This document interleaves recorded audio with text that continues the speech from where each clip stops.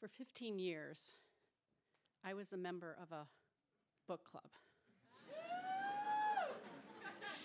Now, people in Cambridge might not understand this, but out in the suburbs, there are these clubs. They call them book clubs. There's a lot of drinking, a lot of gossiping, a lot of, talk of Botox and liposuction, but generally the books, that's just the cover, really. And I was in this club for a really long time, and,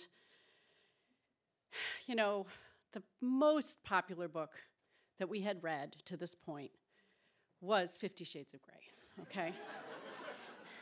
I read literature, but every time I suggested a book, no one wanted to read it. So I was really striking out every time I suggested a book. So one spring, the club said, let's have a summer book club. And we'd never had a summer book club. And so they suggested we read something light. I'm like, how much lighter, right? I was feeling a little mischievous, and so I suggested we read some erotica. And I don't think that half of the people in the room actually knew what I was talking about.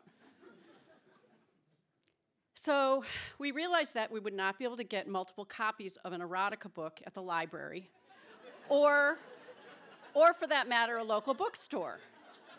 So we had to order them online. And in order to know how many books to order, we sent out an email to our 15 members and said, how many of you want a book? We got 25 orders. So we ordered a case of books. We had them on the front porch of one of our friends' houses with a coffee can, and people would drive up, grab their book, and run, right? And, a lot of these women went to the same pool, and nobody wanted to read the books and everyone see what they were reading. So I took I don't know if you guys remember Running with Scissors, that book. It turned out to be the same dimensional size as the erotica book, so I scanned the book cover, and I made a PDF, and I sent it to everyone in the book club.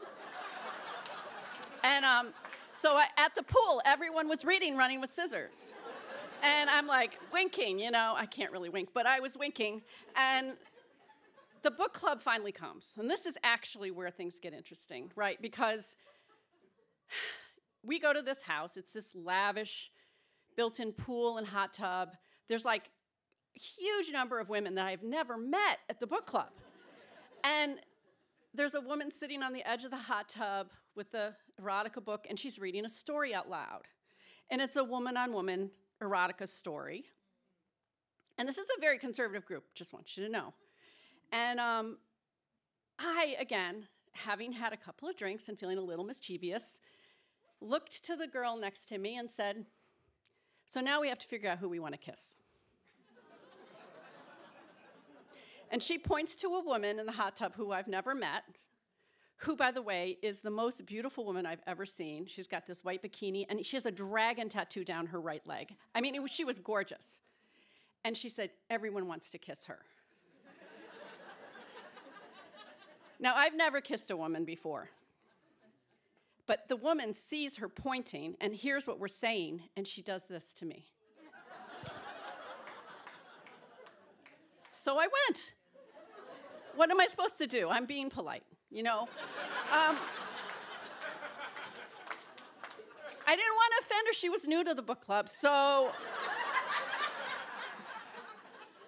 I get in the hot tub, and she puts her arms around me and starts to kiss me, and it was one hot kiss. And I am telling you, this is the first and last time I've kissed a woman, and I don't want to ruin it for myself by ever kissing another woman. It was so good. Let's just say that I've been told multiple times by the women in this book club that I was never to tell this story.